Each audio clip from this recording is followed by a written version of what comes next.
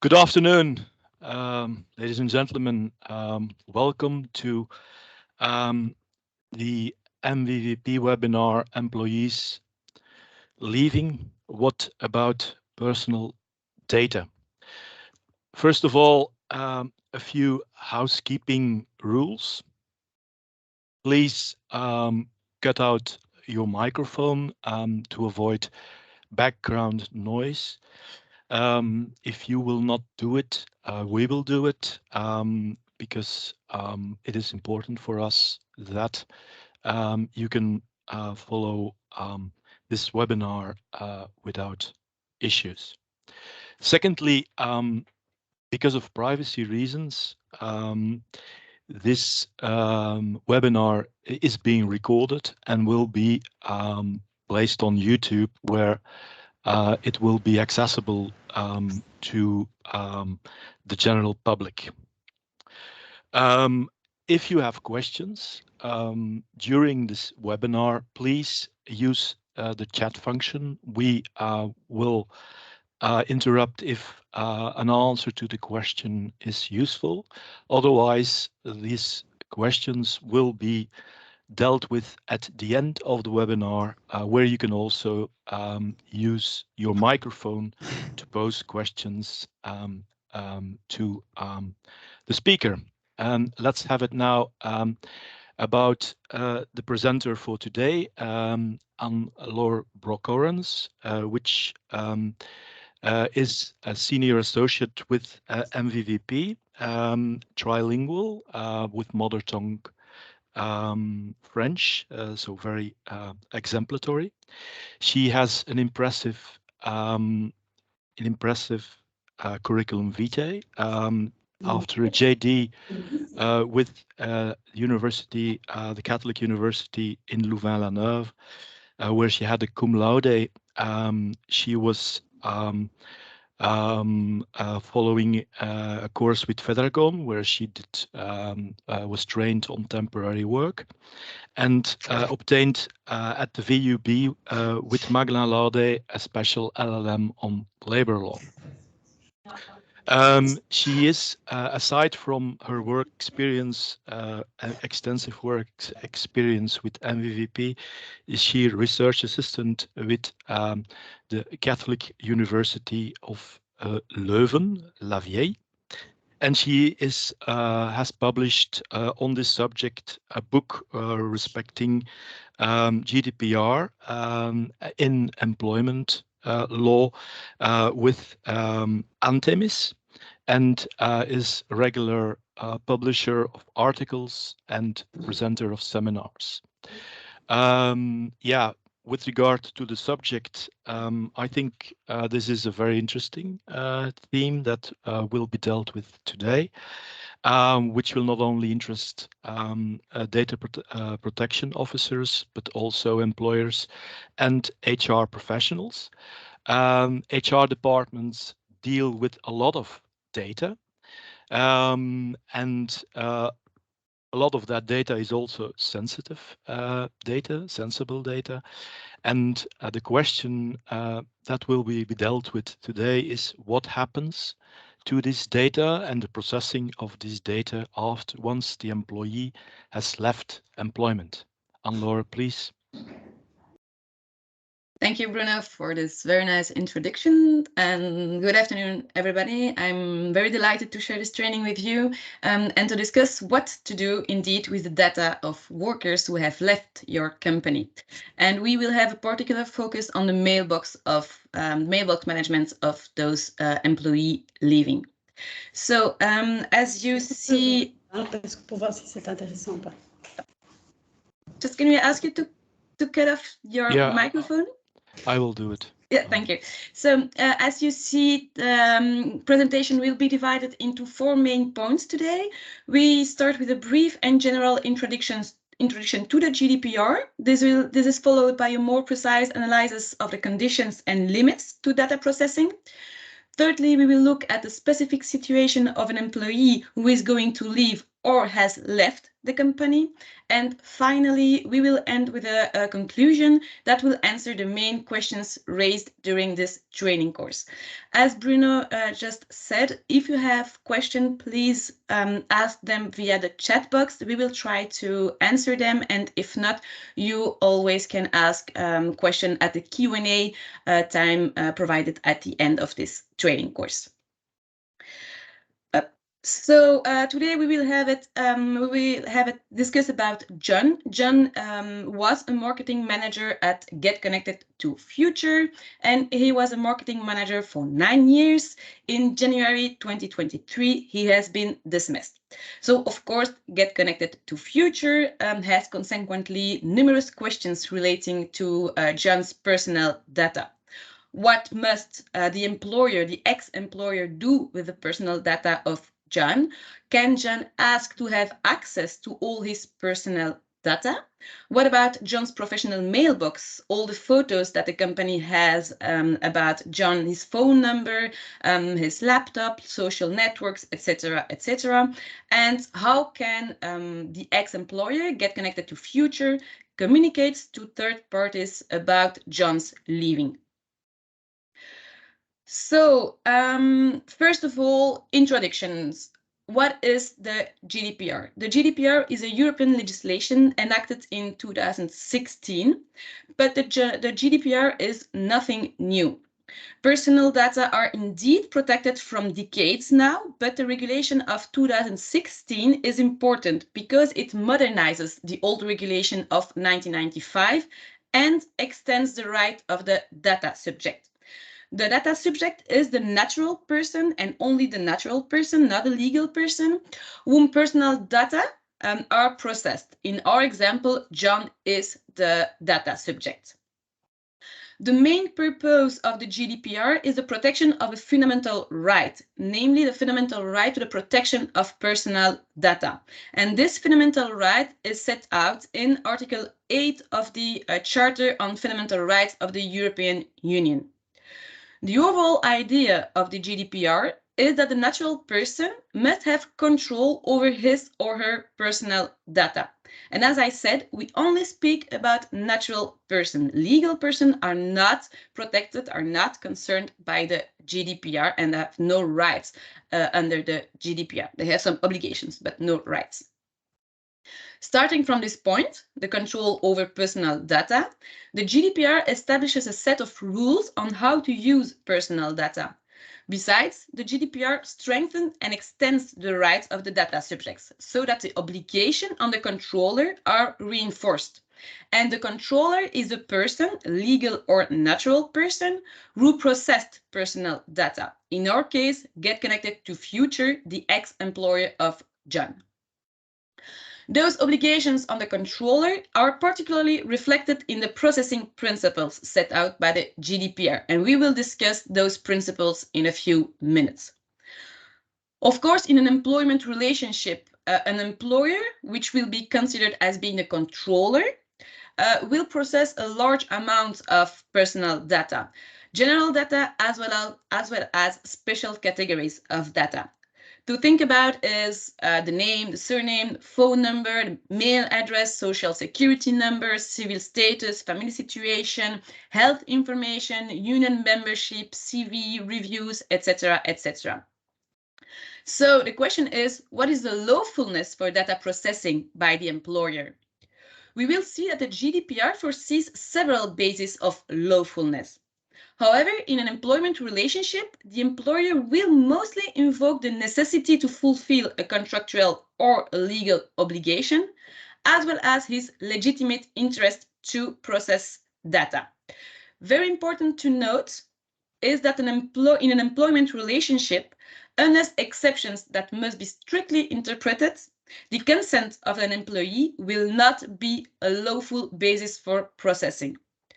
The reason of that is the imbalance between the employer and the employee. Because of this imbalance, the consent of an employee will not be considered as freely given, and a freely given consent is a key requirement to fall back on the consent.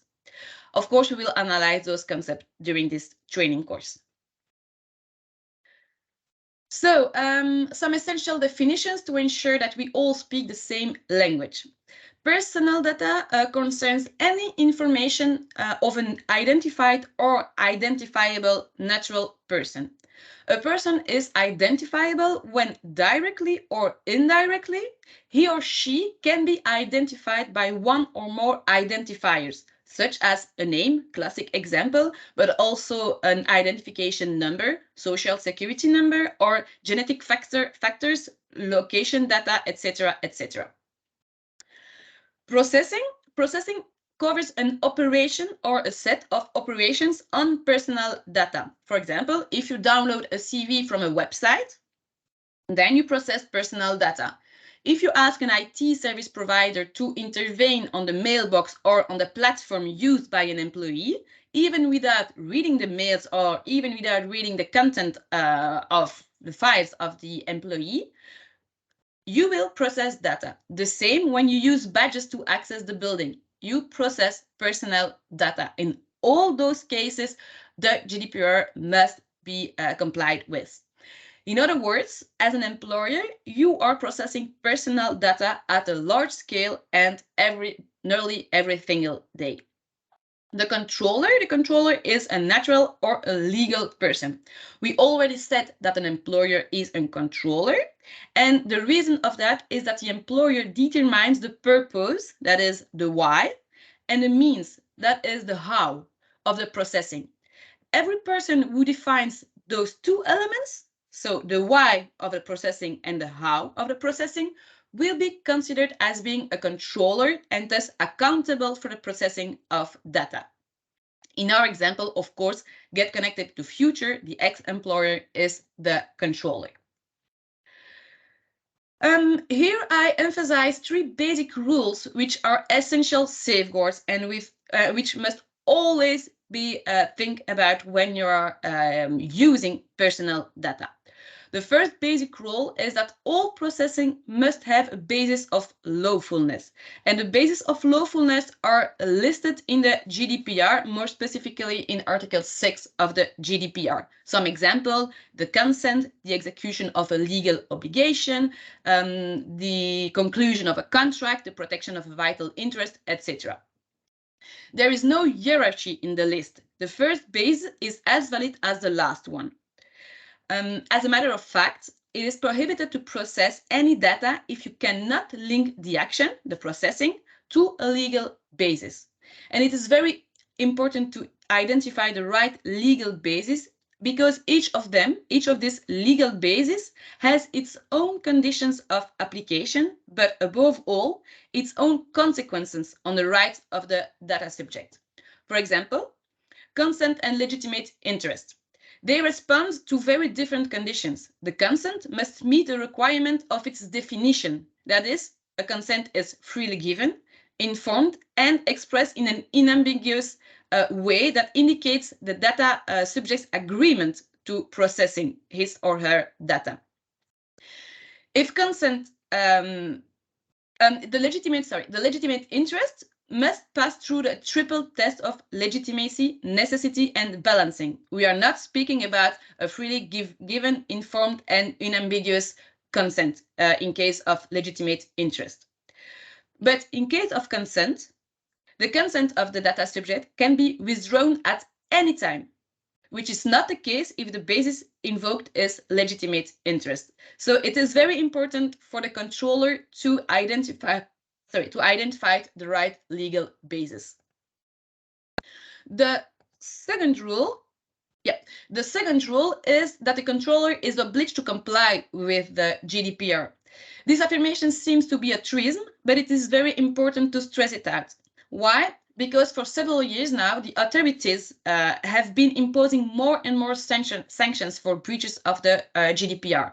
The authorities in Belgium is the Data Protection Authority, called APD, or in Dutch, GBA. Also, the controller is accountable for the compliance with the GDPR and must be able at any time to prove the respect of the GDPR's principles. Linked to the latter, it is a controller's responsibility to implement organizational and technical measures to ensure a safe and lawful processing of data. For example, he must establish procedures to define who can process data and which data this person can process.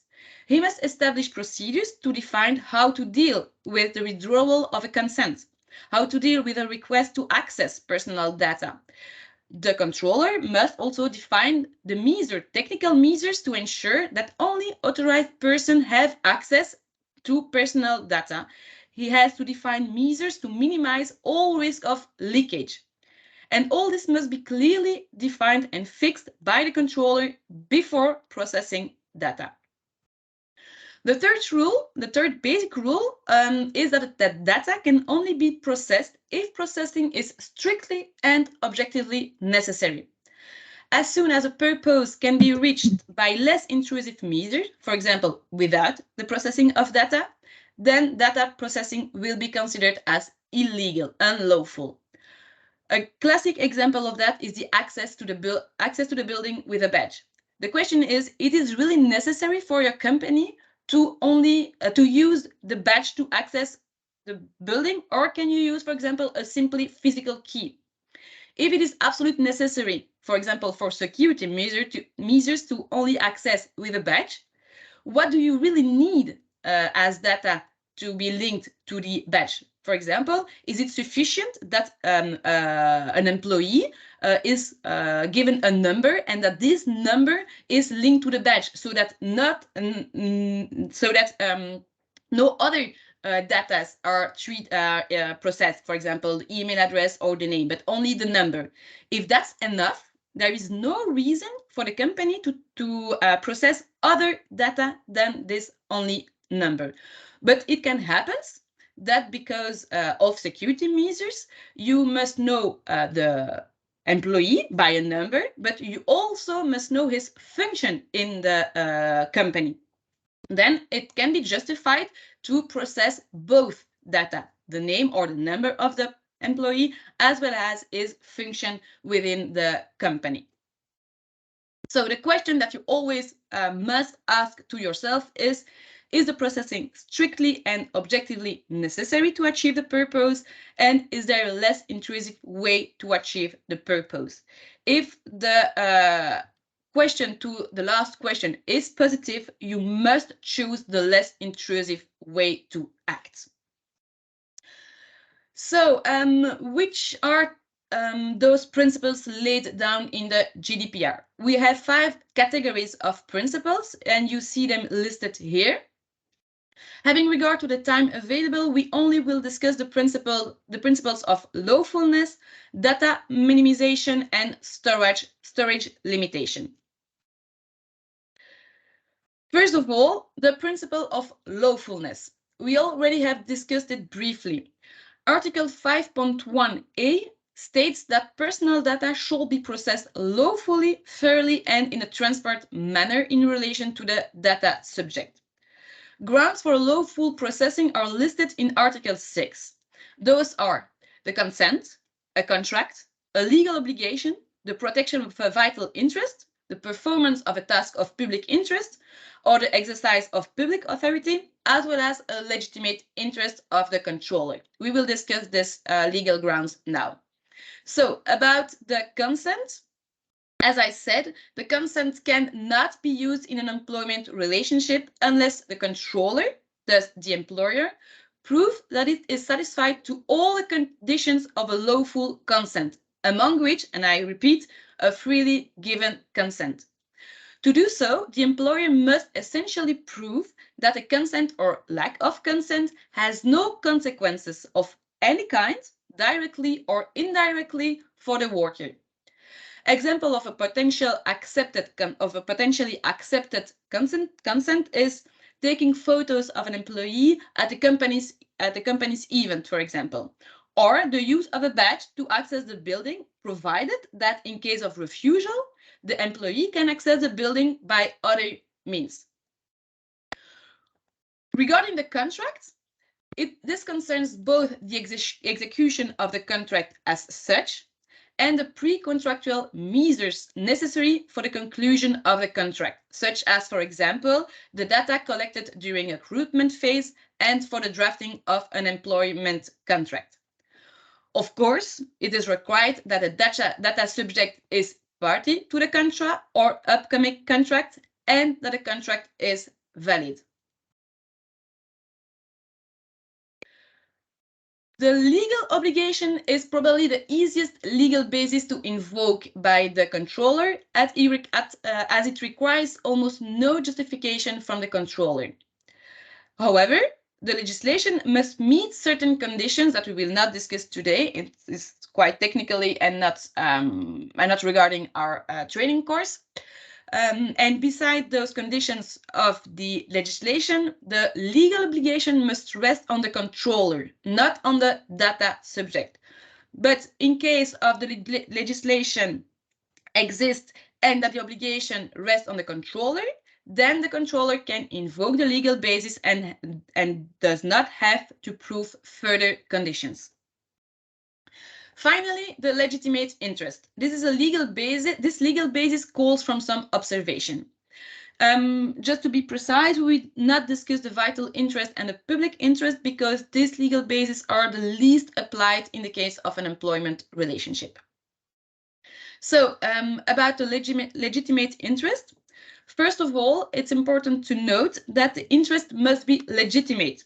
That is legal and related to the actual or potential activities of the controller.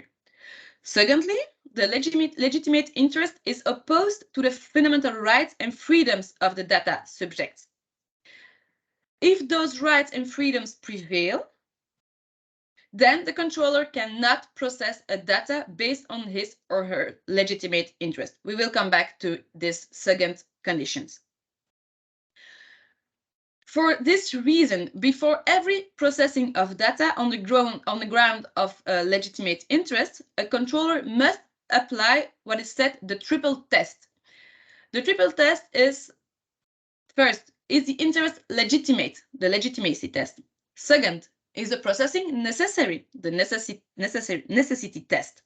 And third, is there no imbalance between my interest and the right and freedom of the data subject, the balancing test. And this test must always be done before processing data based on the legitimate interest of the controller. Finally, a legitimate interest supposes a reasonable expectation from the data subject that his or her data can be processed by the controller. An example? An employer has a legitimate interest to control certain data as to ensure the security of his or her IT system.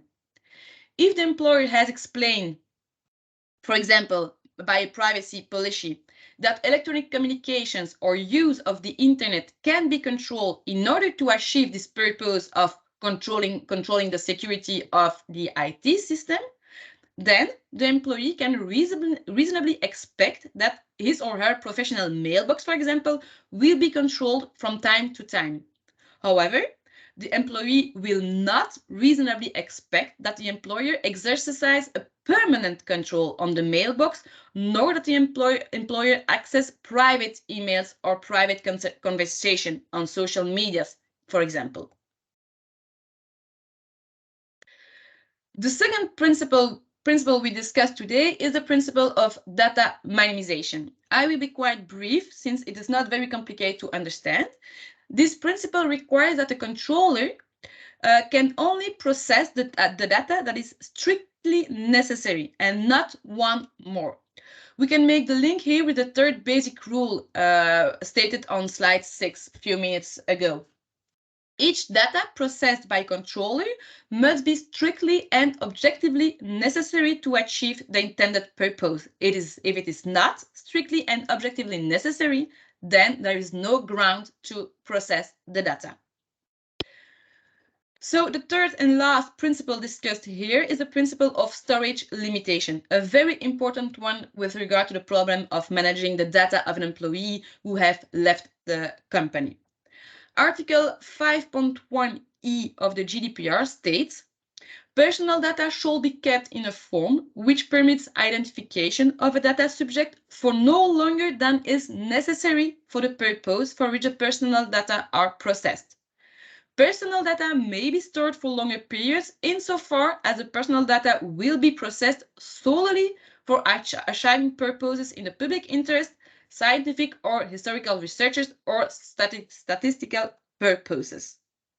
Okay, but what is the time that is necessary or considered as being necessary? Nor the GDPR, neither the Belgian Act on Privacy of 2018 defines a time limit. This is because, except when the law imposes such a limit, for example, about social documents, the time limit will always depend on the circumstances.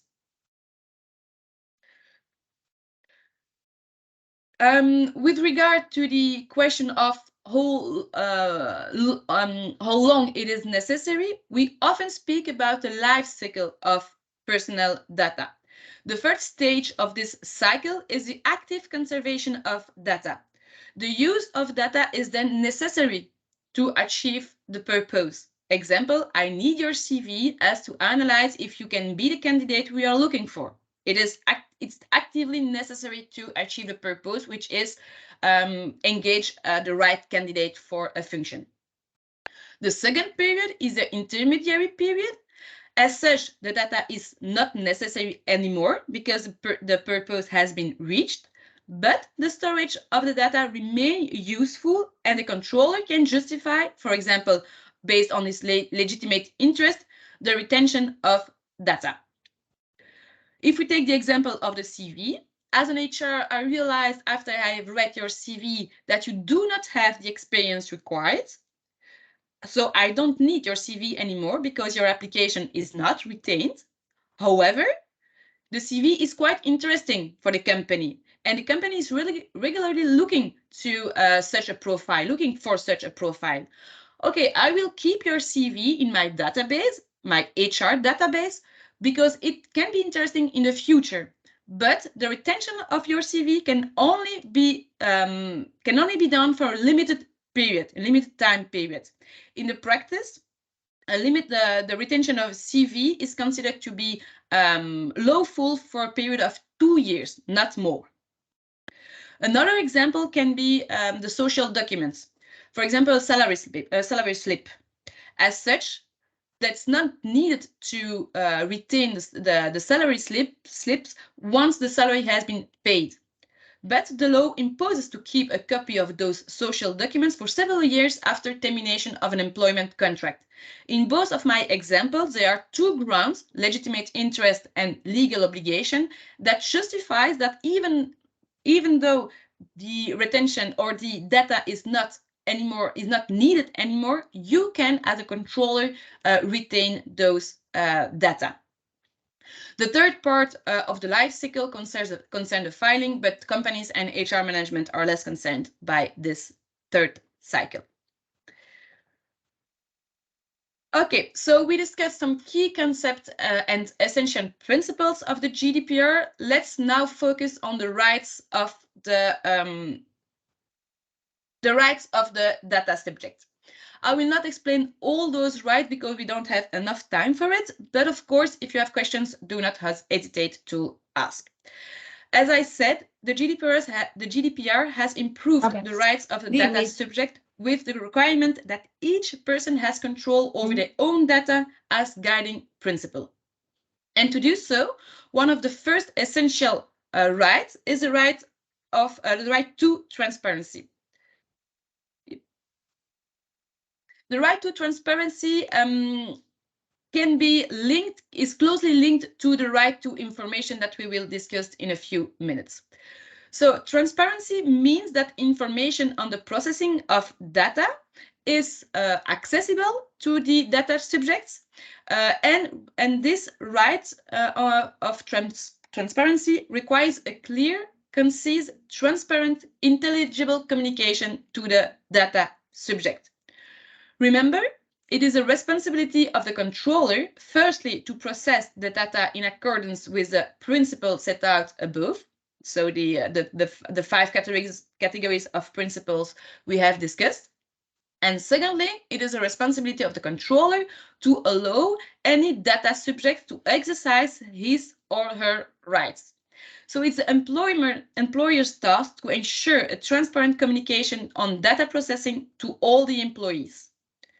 The right to transparency also includes the fact that the controller must, by any means, facilitate the exercise of the data subject's rights and inform the data subjects on every action taken by the controller when the data subject exercises his right. For example, when he asks to erase or to adapt some data. Of course, if the controller has some doubts about the identity of the person exercising the rights under GDPR, it is his duty to control identity. Concretely, the right to transparency, which is closely linked with the right to information, will be embodied in a privacy policy or a data protection policy. For example, also in the working rules. Those policies or working rules must be accessible at any time to the employees, either in electronic or paper format. On the question, when do you have to inform data subject? The answer will depend on how you obtained the data. But the idea is that the information must be provided immediately to the data subject. And if you get the data by indirect way, then the information must be given as soon as possible. The second right concerns the right to information. In the strict sense, the right to information concerns the elements that must be communicated to the data subject about processing of data.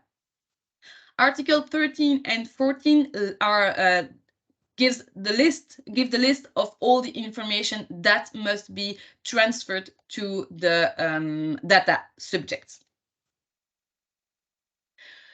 So the second to last right examined today is the right of access. The right of access is a very important one with regard to the HR management.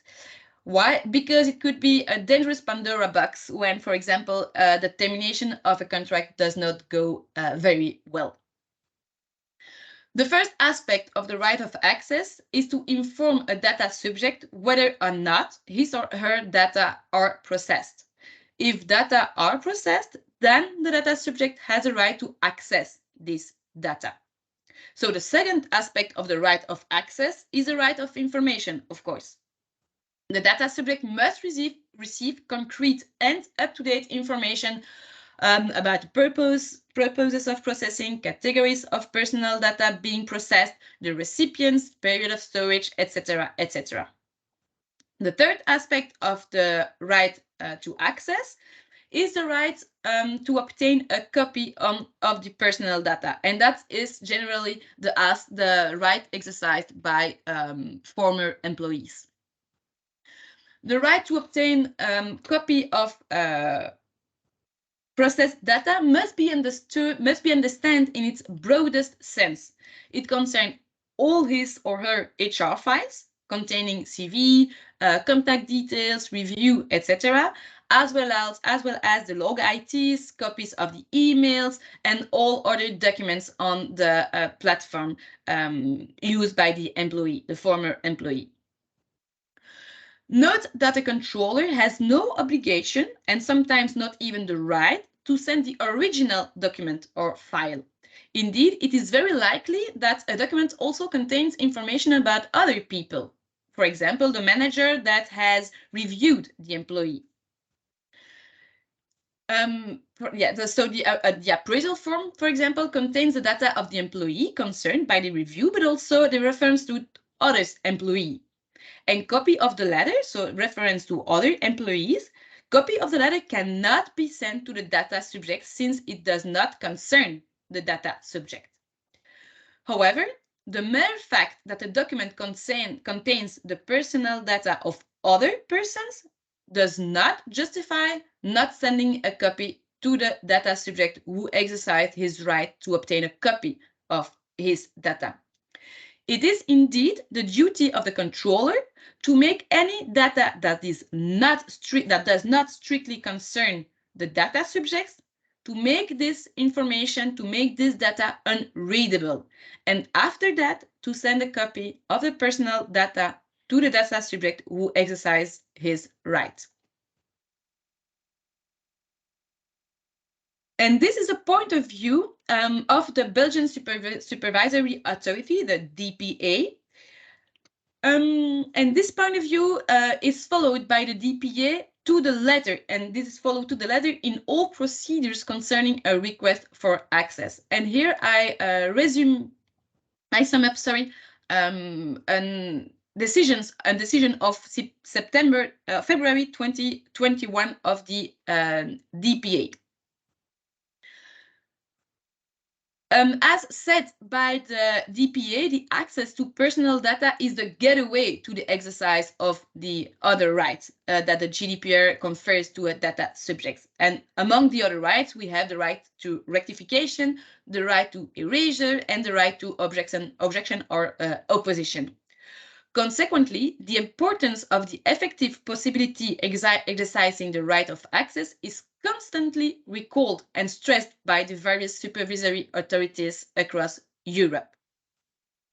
So, to sum up the rights of a data subject set out by the GDPR, remember that a data subject has, at any time, the right to know which data are processed, what are they processed for, how are they processed, and for how long. Here you have an interesting, very new decision of the Court of Justice of the European Union on the right of access to personal data. And this decision confirms that the data subjects must be able to know, must receive the information on all the recipients, all the persons to whom, legal or natural person, to whom the data are transferred. It's a quite interesting decision. So the last right of the data subjects we analyzed today, we discussed today, is the right to erasure.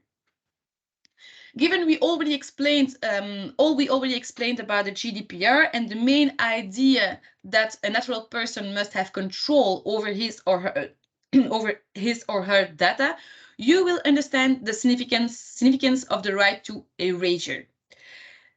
The main idea is that every data that is not necessary cannot be processed, and every data that is not necessary anymore or that has been processed unlawful must be erased.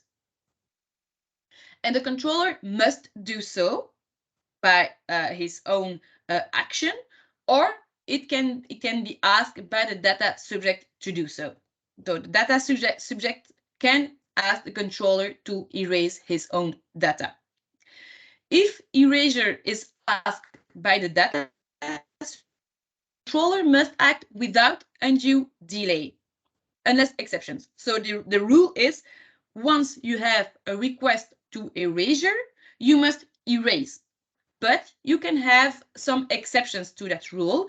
The exceptions are listed by the GDPR, and they are the right of freedom of expression, legal obligations that rest on the controller, public interest, archiving purpose, or legal claims which can be seen as a legitimate interest.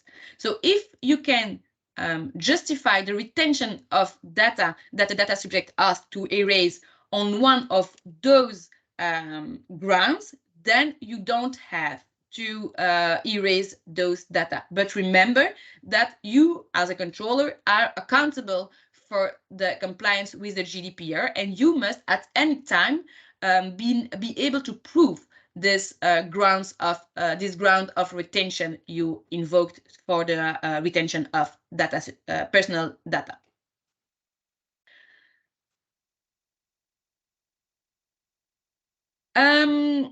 About the right of so let's discuss now the decisions of the DPA, the Data Protection Authority, about the very question that is what to do with the personal data of an employee that has left the company. I will discuss this matter, this point, by two decisions. One decision of April 2022 and one decision of September 2020. The first decision of April 2022 concerned a complaint regarding the unlawful further processing of the complainant's data after he has requested the defendant to delete his personal data. The plaintiff, the facts can be shortly sum up as followed. The plaintiff has participated in a selection procedure, but he was not selected. He asked the defendant to erase his data after he has been informed that he was not selected. However, after a few months, he received emails from the defendant. And one email to inform him that the defendant will use a new platform and that that his data, the data of the plaintiff, will be transferred to this platform. So the plaintiff again requested the deletion of his data to the defendant. The defendant then replied to the data subject that he was doing what was necessary to erase his data. However, a few weeks thereafter, the plaintiff again received emails from the defendant. So the plaintiff issued a procedure before the DPA. The decision of the DPA is interesting because the authority set out in a clear and structured manner the rights that are infringed by the controller, by the defendant, and the reason why these rights were infringed in this case.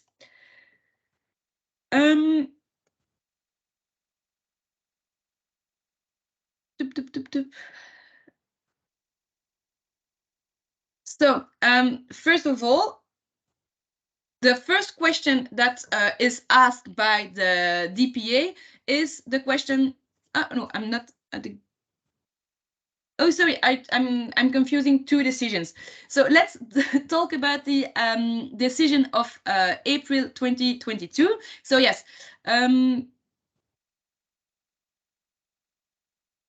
Wait, because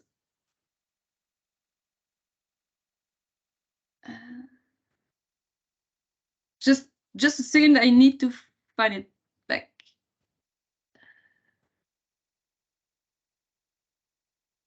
Okay, so I mixed with another decision. I come back on this decision of April 2022. It does not concern a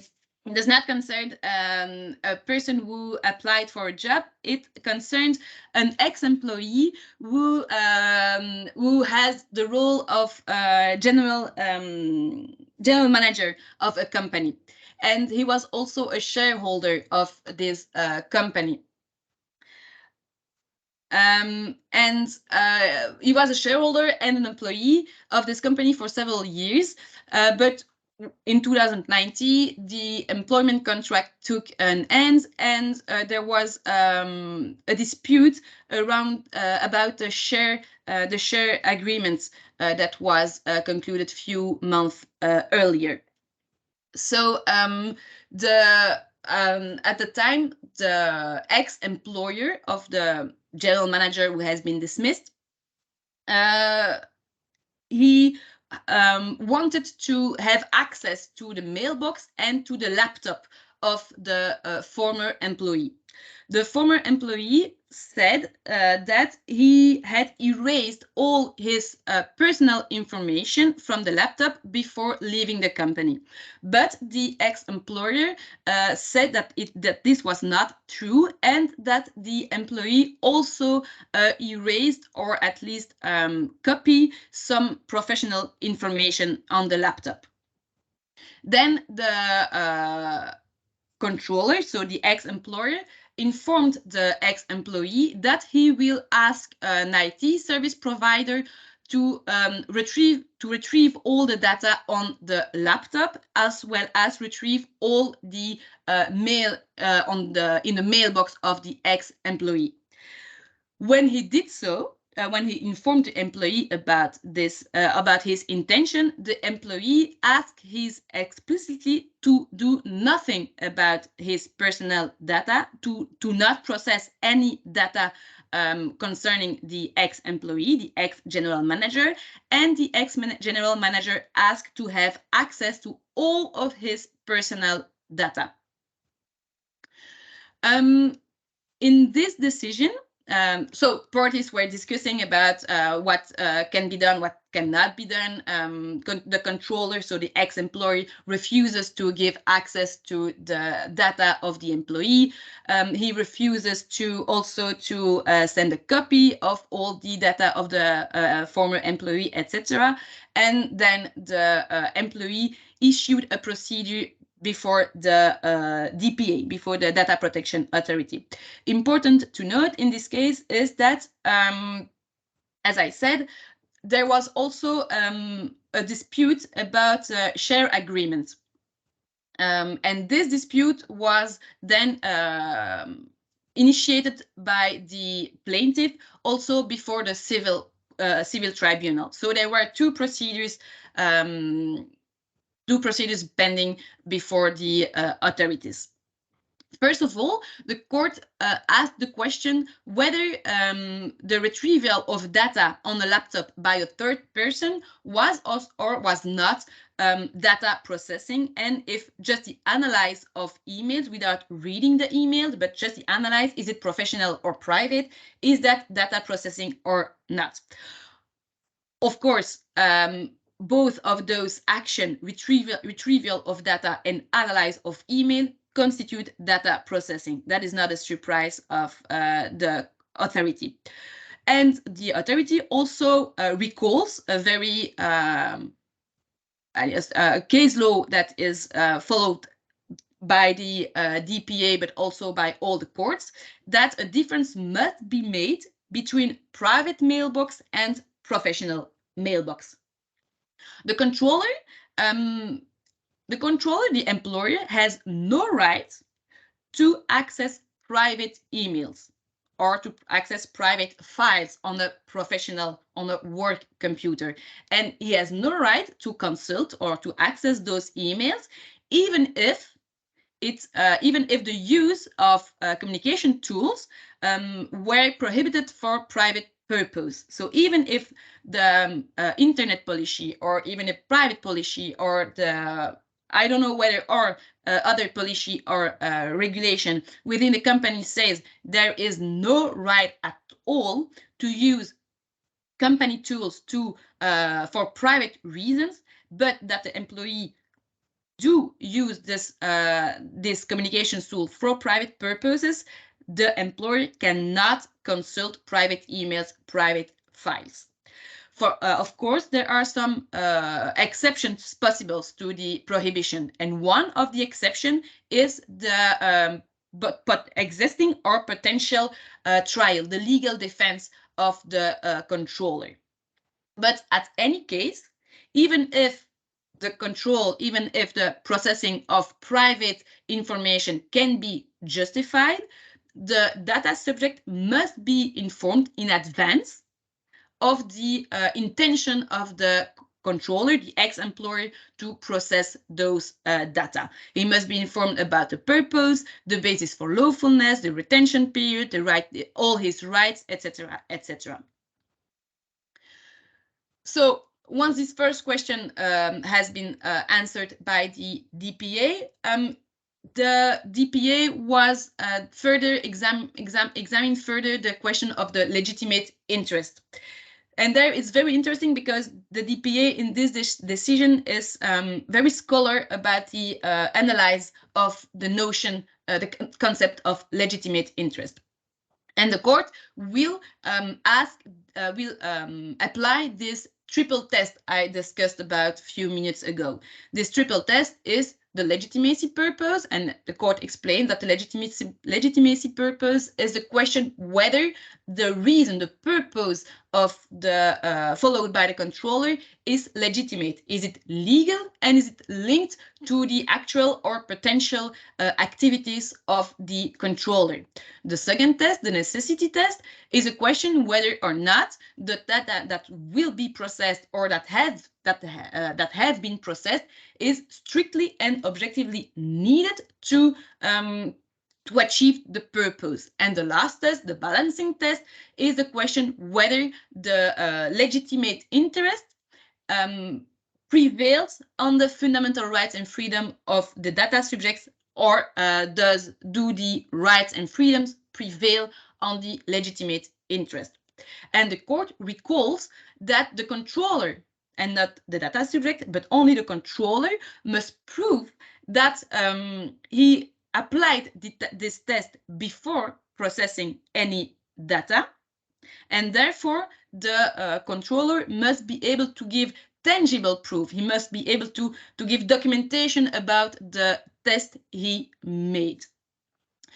The court also stressed out that the legitimacy test is a test that must be done by the controller. He is accountable, therefore, but that the test or the results of the test can be challenged by other person, for example, the authorities or the data subject himself.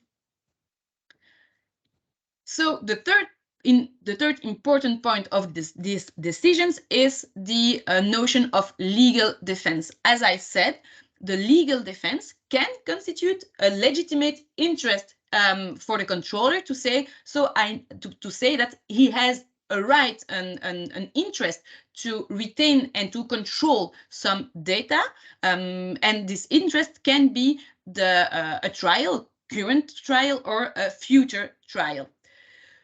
The court confirms that legal defense constitutes a legitimate interest because legal defense constitutes a fundamental right of a natural person, but also of a legal person. The question is this legitimate interest present and real on the controller? In this case, the DPA says yes, of course, it's present and it's real, because a procedure is pending before the civil court about the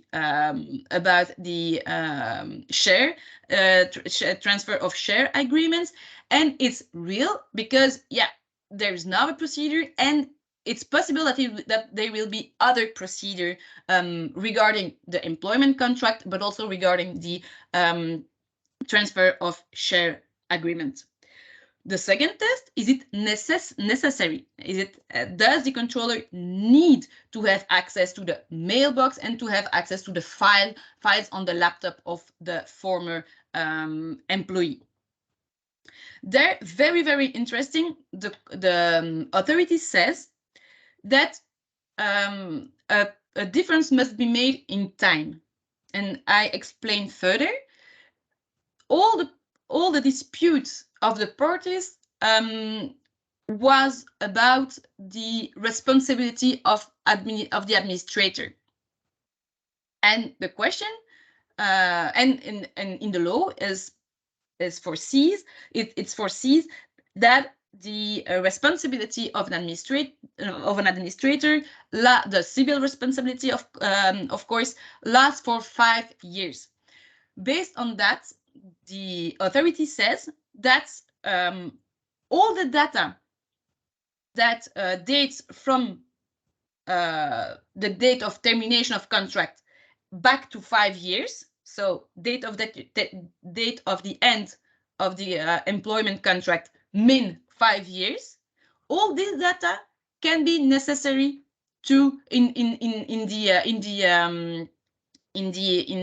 the situation of the legal procedure. That is data that is necessary for the controller.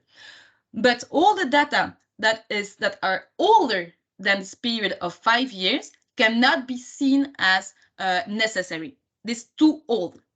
This will have no impact on the dispute about the administrator's responsibility. Third test is the balancing test, the proportionality test. As I said, this test must be done before. And here, in this case, the authority notes that the controller is not able to prove that this balancing test has indeed be done, before the processing. And also the authority notes that the controller was not in the possibility to show that he took sufficient and adequate safeguards against abuses and against the unlawful use of the personal data of the former employee. Based on that, the authority recognizes that the employer can have a legitimate interest for his legal defense to process some data, but nonetheless, that the employer breaches the GDPR because the employer did not apply the balancing test in this case. Another interesting decisions regarding the way you have to manage the personal data of your employee is a decision of September 2020. I will not come back on the fact of this decision because what is interesting here is really the course, the lesson that the authority give about what to do with the mailbox of a former employee. And the authority will be very explicit in his rules. He says that to comply with the principles of the GDPR, the former employer, must allow every employee leaving, before leaving, allow him to recover his or her personal data. That is, all his mails, private mails, professional mails should not be copied, should not be recovered, but all his private emails, all his private files, etc., etc. If necessary, the employer can say that the employee is able to recover this data under the supervision of a trusted third party. Indeed, in some case, situation can justify that a third person look over the data that will be recovered by the employee leaving.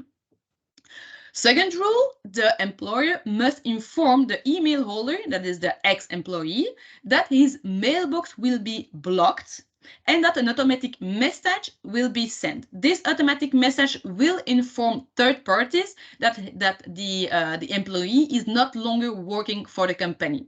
So first of all, the employee must be able to recover all his personal data.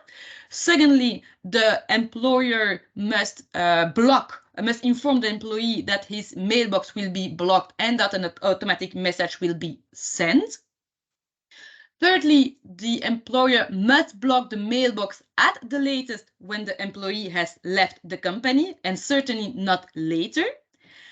And fourthly, in the automatic message, the employer must provide the contact details of the person to be contacted instead of the former employee. So 4 steps to achieve when an employee left the company. Also, the authority stressed that these measures must be taken by the controller for a reasonable period of time, which is 1 month since the employee is leaving. In very exceptional circumstances, this period can be extended to 3 months, but no more. In every case, as always, the employer must inform the employee about all what he is intended to do about the mailbox, but also about all the information, data of the employee leaving. Once this period is over, so the period of 1 month, exceptionally the period of 3 months, then the mailbox must be deleted. It's an absolute rule. There are no exceptions. It must be deleted. So we often hear and we often have the question about the transfer of emails. So for example, instead of saying of an automatic message saying that this mailbox does not exist anymore and that third person can contact another person within the companies will transfer the emails to another employee of the company. Please note that this is not a legal option. This is not a lawful solution. Why? Because if you transfer emails, then the employee, the former employee, has no control over the incoming emails. So it's totally possible that emails of a private nature will be sent to the former employee's professional email address, and that those personal data, personal information, will be transferred to someone else in the company. That is a breach of GDPR. Secondly, it is not a lawful solution because, as I said, there is a really risk of private information leakage. So please do not transfer emails of former employees. Just lock the mailbox, inform about who a person can be contacted in the company, and once the period of 1 month or 3 months no more is passed, delete the mailbox. So last part of this training course, the answers to the questions about John. So what must Get Connected to Future do with the personal data of John? First of all, the former employer must analyze which data should be retrieved and which data should be erased. This all depends on the legal obligations of the former employer, his legitimate interest, and maybe also the contract between both parties. Every information, every data that is not strictly necessary must be erased at the latest the day that the employee left the company. Of course, the ex-employer must manage the mailbox, all the data in the mailbox, the laptop, software, programs, etc., etc., etc. And this must be done before the employee left the company. Of course, if the employee left the company at the same time that he has been dismissed, yeah, you as an employer, controller, of course, has to manage it in the best way. And I think, and I'm quite convinced about that, if you cannot do it right away, then you have to inform. It's the most important rule, it's the most important right of the data subject. You must inform him or her on when those management of data, of personal data, will be done by you as the controller. So if you cannot do it immediately, inform the former employee. Can John ask to have access to all his personal data? Yes, John can ask to have access to all his personal data. And as a rule, technical problems or difficulties are not a valid reason for refusal. However, if the question is manifestly excessive and or unfounded, then the employer, the controller, can refuse to give access to his personal data. Of course, it is the controller that has the burden of proof. He is accountable for processing personal data. So if the authority or a court or a tribunal finds that it is not a manifestly excessive or unfounded request, then it's possible that the controller will be sanctioned for not having respected the right of access of the data subject. Can John ask to erase all of his personal data? Yes, unless the employer can prove that he has either a legal obligation or a legitimate interest to justify the retention of some data. What about John's professional mailbox, photo, phone number, social network, etc.? Always the same reasonments. As a data subject, John, employee, must have had the opportunity to recover all of his personal data, mailbox, phone number, social network, photos, etc. The mailbox must be closed as soon as the employee has left the company and must be deleted a few times thereafter. And third parties must be informed about John leaving the company, sorry, and the address of another colleagues of the company that can be reached. And please, no transfer of email. That is absolutely an unlawful way of working. It's the same reasonment for all the other data. Companies has a lot of photos of the employees. An employee can recover all of this photo and can ask to have those photos being deleted since he is not part of the company anymore. As a general rule, all data that is no longer necessary, think about the life cycle of personal data, so all data that is no longer necessary must be erased. So that was it for today. Thank you for your attention. If you have any question, feel free to ask. Thank you very much, Laure, for your clear presentation. There is already one question regarding this subject. You have also applicants, so candidates for a specific position. Do the rules that you have explained this afternoon to us, do they also apply to applicants? Yeah, it's always normally, yes. The general rule is if you have a CV that is not useful anymore because the applicant that has by his own initiative applied for a position, if this CV is not retained, then you have no interest to retain this CV. However, it is possible that in your GDPR policy that you have sent or available on your website, the applicant consents to have his own data be retained for other purposes, for example, marketing purposes, for example, the sending of email for other positions within a company, etc.